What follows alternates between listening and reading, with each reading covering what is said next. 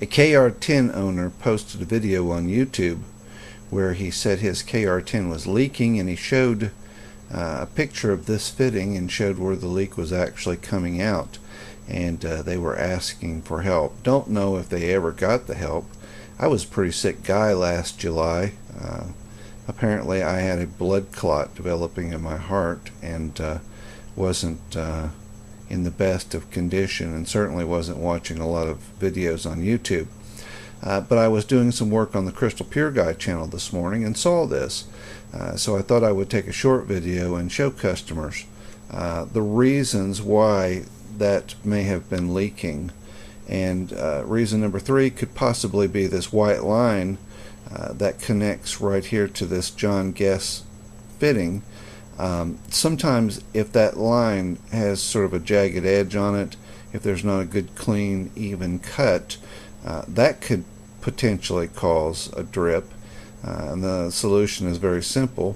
Remove the red clip that secures the line in the fitting, then completely depress the collar in, and give the line a small tug forward and then pull it out. It goes beyond the O-ring, which seals the line on the inside, and make sure that's a nice even cut, possibly even recut it with a good sharp razor blade. Then of course reattach the line. The second problem could very well be the fitting itself, the shutoff valve. It could potentially be cracked, and that could be from shipping damage. It could be a manufacturing defect. Simply contact the manufacturer at 1-888-579-7873. This part is covered under the 1-year warranty in the parts and labor warranty. Refer to your Krystal Pure Owner's Manual for more information on that.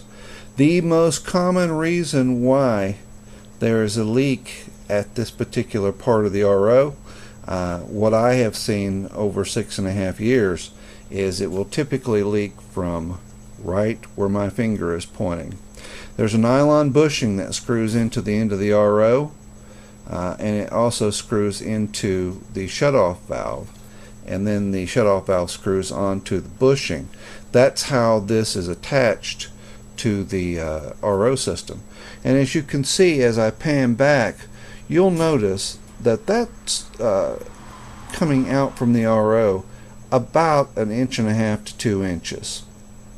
Problem with that is when these units are shipped, especially if they're being shipped across country, shippers can be a little rough with the handling.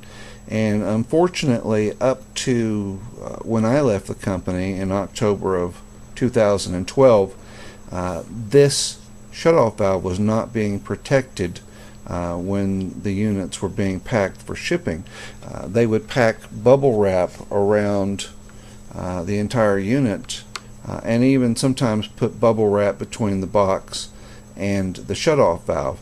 But if you have a high impact situation where this unit is dropped on this end, or something punches that box with the kind of force that would actually drive this shutoff valve outside of the box, and Lowe's associates in Indiana will know what I'm talking about, because when these units many times were shipped to their stores, the shutoff valves were actually poking outside of the boxes, and probably about 8 times out of 10 that was enough impact to cause this fitting to leak. Many returns to Lowe's because this shutoff valve was damaged. So if you check this and that's not where the leak is coming from, then it's either the shutoff valve itself or possibly that nylon bushing. This is very easy to replace, by the way. The bushing itself is very easy to replace.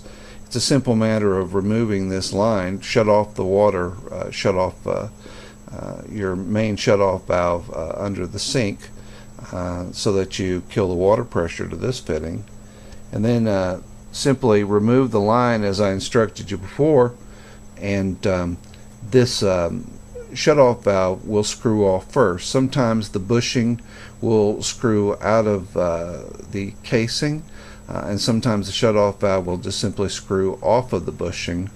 And then in that event, you just simply take a small open-end wrench and remove the bushing. This is what the bushing actually looks like. As you can see, it's a nylon bushing, has a hex nut, has male threads on both ends. Now you can visualize it. Part of this actually screws into the female threaded end of the shutoff valve, and the other part screws into the RO system's housing. So that's the number one culprit for leaks on this particular unit, the KR10. It's 9 times out of 10 it's that bushing, and it's been damaged due to shipping.